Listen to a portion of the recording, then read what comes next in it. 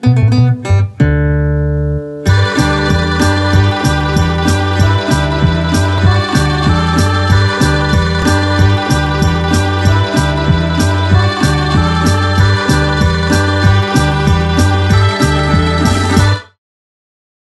you. Good morning, everybody. My apologies because some of my slides still in Indonesia language. This is I think the first day that I can join fully because in the last 7 days in our country, there is happening emergency situations because omnibus law on job creations has been passed and it also become a new big threat for our struggle.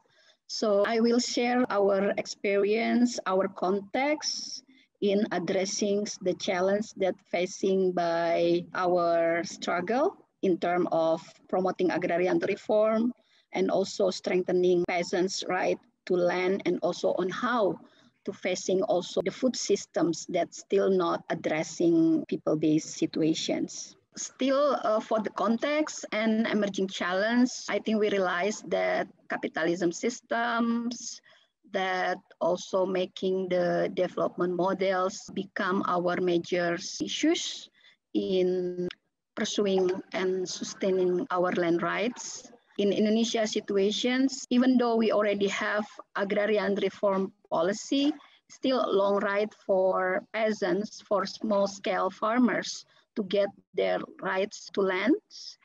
And majority of our peasants, majority is small-scale peasants, which is only on less than half hectares of land. And there is a big allocations, thousands of hectares for mining, thousands of hectares for plantations, monoculture systems, and also big portions of land also for forest industry. And it's most of in our country is overlap with people's land rights. And then about the food systems, liberalizations of agricultures, liberalizations of food productions, and import food policies, our challenge also. And current situations with the impact of COVID-19 to the peasants' family, fisherfolk community, and labor is also become highest interventions in our struggle because our country is depend on food importations. So the good thing that now the states is dependent on small-scale producers like peasants' family and also fisherfolk community that produce food. And then there is a major situations which thousands of laborers is also being fired because the economic crisis. It's become also challenges, but also opportunity for our movement to connect each others. And then there is, like I said before, about policy paradox between agrarian reform, but also in the same time, still strong land market system for big holder are still happening. And then the next challenge is also how to consolidate and to unite our social capital between the movement.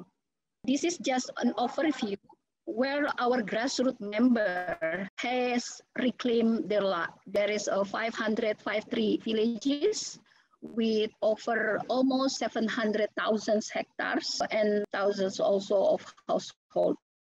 This is basically overlapped with many concessions in plantations, forestry concessions. So this is still a big challenge for us to getting land rights. Some has been redistributed, but majority of our locations still facing the challenge to getting the full rights. But our movement should also transforming, not just only waiting for the state or the government to implement agrarian reform, but also how we as the movement should transforming our struggle also.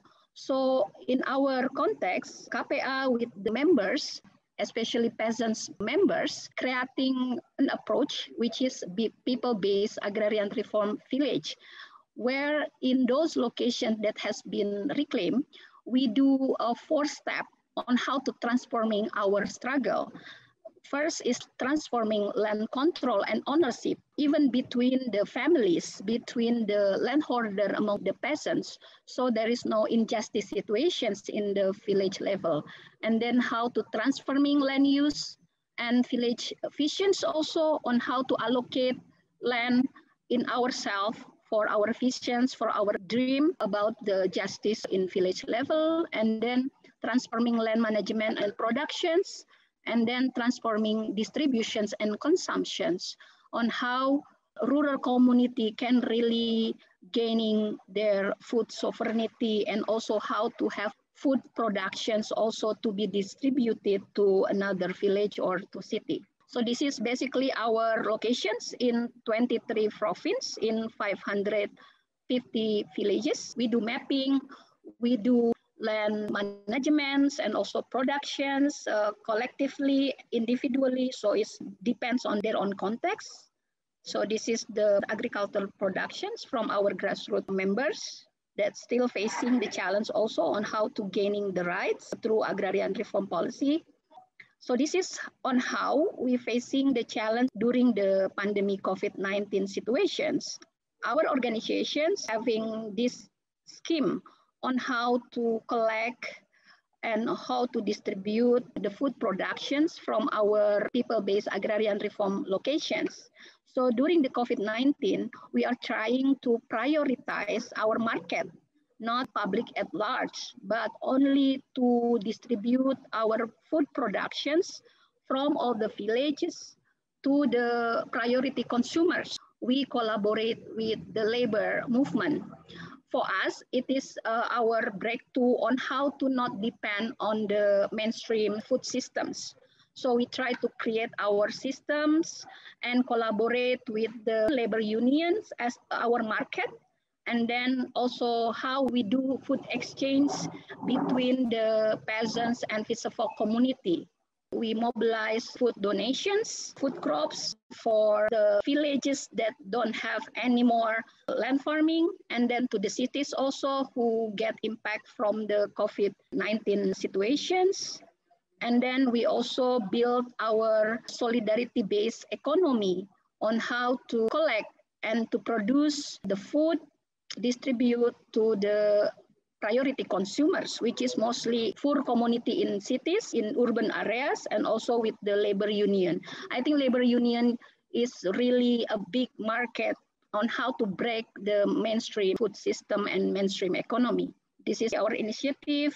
So basically the spirit is how peasants help laborers, peasants helps fisherfolk community, not only talking about right to land, but also right to food. If we really serious in wants to achieve a food sovereignty, but still land right is become the essential in our struggle. This is the food exchange between the peasants and the fisherfolk communities during the pandemic COVID. So I think the lesson learned that we can get that still, of course, land right is essential for our struggle. We need to still have effective actions on how to proceed our struggle. But during the COVID pandemic, I think it showed that land right is essential if we want to talk about food sovereignty in many levels, can be global, regional, especially country level.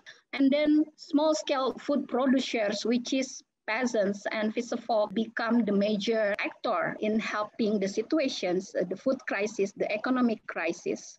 And in Indonesia context, the agriculture sectors become the first sector that help our crisis, economic crisis. So calling to the government is that monoculture systems or land grabbing for the big holder is making our vulnerable situations for the economic and food crisis.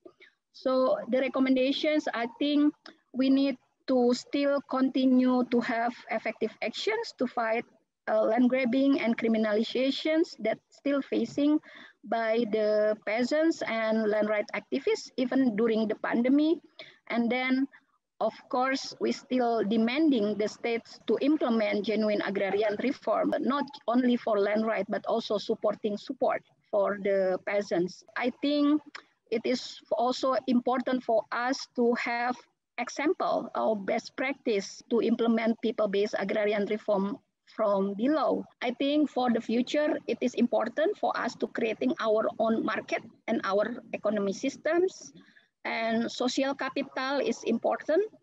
and also need a strong relations between peasants and labor movement, and also youth and women in rural are essential to the movement. So I think empowerment for young generations in rural regenerations and women are important for us. Thank you very much.